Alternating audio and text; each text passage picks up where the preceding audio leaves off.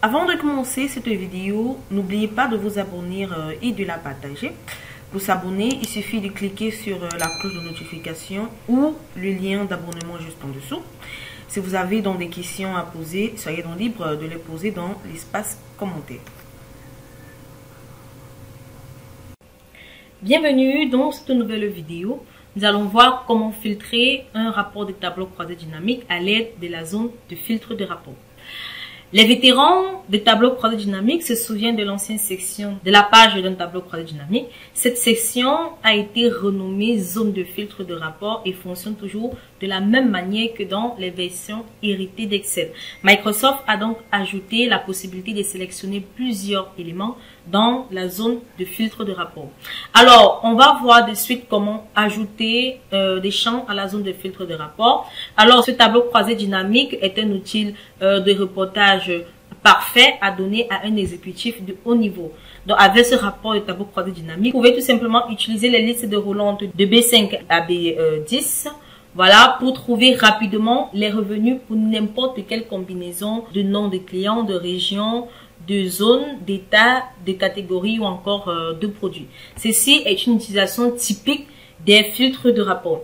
Alors, pour configurer ce rapport de tableau croisé dynamique, j'ai fait glisser le champ revenu et le champ coût dans la zone de dépôt des valeurs. Et ensuite, j'ai fait glisser le champ région, zone, état, catégorie et produit dans la zone des dépôts des filtres. Donc, c'est une méthode vraiment simple. Il suffit de sélectionner votre champ et le faire glisser tout simplement où vous souhaitez qu'il apparaisse tout simplement. Donc, voilà comment j'ai fait tout simplement pour créer ce rapport de tableau croisé dynamique.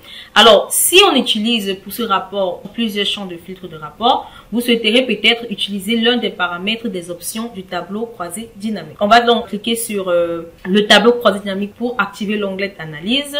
Ensuite, on va cliquer dans l'onglet Analyse. Dans Options de tableau croisé dynamique, on peut donc cliquer sur Options. Et là, cela renvoie à la boîte de dialogue Options de tableau croisé dynamique. On a le nom du tableau croisé dynamique. Et ici, au niveau des champs de filtre de rapport par colonne, donc ici, c'est tout simplement pour modifier la disposition des champs de filtre. On peut donc enlever le champ de rapport par colonne de 0 à un nombre positif. Donc ici, je peux par exemple entrer 1 ou 2. Et lorsque je clique sur OK, vous pouvez constater que la disposition de mes rapports tableau croisé dynamique sont filtrés 2 à 2.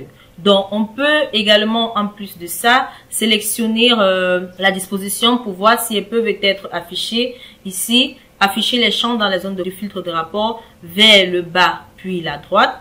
On peut afficher vers la droite puis vers le bas. C'est également une possibilité qu'on pouvait choisir pour afficher les zones de filtre du rapport de tableau croisé dynamique. Maintenant, on va voir comment choisir un élément à partir d'un filtre de rapport de tableau. Alors, pour filtrer ce rapport de tableau croisé dynamique, vous cliquez donc sur n'importe quelle liste déroulante dans la zone filtre de rapport de tableau croisé dynamique. La liste commence toujours par tout, comme vous pouvez le constater par tout. Puis, vous répertoriez tout simplement l'ensemble unique complet d'éléments disponibles pour ce champ. Donc, pour filtrer vers un seul élément, vous cliquez donc sur cet élément. Par exemple, je vais filtrer ici par rapport au Canada. Je clique sur cet élément et je clique ensuite sur OK. Et là, le champ serait tout simplement filtré pour afficher uniquement les revenus et les coûts pour la région du Canada. Alors, l'utilisation du filtre sélectionner plusieurs éléments entraîne également une situation dans laquelle le consommateur du rapport ne peut ne pas savoir quels éléments sont inclus dans le rapport. C'est ce qu'on va voir tout à l'heure. Par exemple, ici, on va donc voir comment choisir plusieurs éléments dans un filtre de rapport. Alors, au bas de la liste déroulante de filtres de rapport se trouve la case à cocher intitulée « Sélectionner plusieurs éléments ». Si vous sélectionnez cette case, c'est-à-dire sélectionner plusieurs éléments, Excel ajoute donc une case à cocher en regard de chaque élément dans la liste déroulante. Cela vous permet donc de choisir plusieurs éléments dans la liste. Alors, pour cet exemple, on va donc choisir plusieurs éléments, c'est-à-dire, on va choisir par exemple ici les régions du Canada, de l'Ouest et du Midwest. Voilà, ensuite on va cliquer sur OK. Et là, cela va afficher les ventes pour les régions du Canada, de l'Ouest et du Midwest. Maintenant, l'inconvénient ici est que lorsque vous sélectionnez plusieurs éléments, celui qui arrive peut ne pas savoir quels sont les éléments ou encore quels sont les revenus et les coûts que affiche ce filtre-là. Donc, lorsqu'on sélectionne plusieurs éléments, le filtre du rapport affiche tout simplement plusieurs éléments comme vous pouvez le constater. Et là, cela devient beaucoup plus compliqué. Donc, pour voir les éléments qui ont été filtrés, il vous suffit de cliquer sur ce menu déroulant.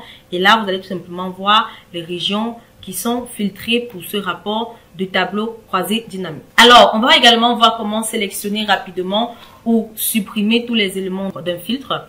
Donc, la case à cocher tout, si je veux filtrer également ici au niveau des états, la case à cocher tout, voilà, est désactivée. La case à cocher tout en haut de la liste déroulante pour les états, par exemple ici, est très puissante. La sélection de la case à cocher tout représente un moyen rapide de sélectionner ou d'effacer tous les éléments de la liste. Alors, si la case à cocher tout est désactivée, on clique dessus pour sélectionner tous les éléments. Si la case à cocher tout, est cochée, cliquez dessus donc pour effacer tous les éléments rapidement. Par exemple ici, si je clique sur sélectionner plusieurs éléments, lorsque la case à cocher tout est sélectionnée, ça veut dire qu'aucun des éléments n'est filtré. Mais si je veux cocher tous les éléments, je coche tout simplement sur la case à cocher tout et cela va afficher tous les états. Donc, lorsque je décoche cela, n'affiche aucun état. Voilà, annulé. Et lorsque je clique sur tout, cela affiche tous les états. Donc, je peux également filtrer ici pour afficher par exemple l'état de Californie uniquement. CA et la Floride par exemple et je clique sur OK. Comme vous pouvez le constater, cela filtre également pour ces deux cases à cocher là. Donc voilà en quelque sorte comment filtrer un rapport de tableau croisé dynamique.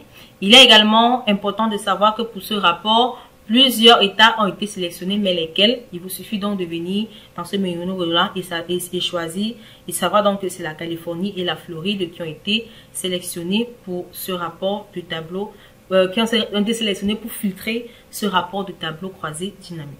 Donc voilà en quelque sorte comment filtrer. On peut également filtrer par catégorie. Par exemple, je vais afficher uniquement pour les bikemen, l'équipement de bar, et je clique sur OK. Et je clique sur OK. Cela va afficher les régions et les étapes pour uniquement les bikemen par rapport au produit également. Je peux afficher par rapport à ce produit. Je clique sur OK, voilà. Il n'y a aucune vente pour ce produit-là. Donc voilà, j'en sélectionne un autre. Il n'y a également aucune vente pour ce produit. On va décocher pour afficher tout. OK. Et maintenant, par rapport au nom du client, on peut également filtrer pour afficher un nom des clients ou pas. Donc voilà, j'espère que vous avez aimé la vidéo. Nous allons nous retrouver très prochainement dans une nouvelle vidéo.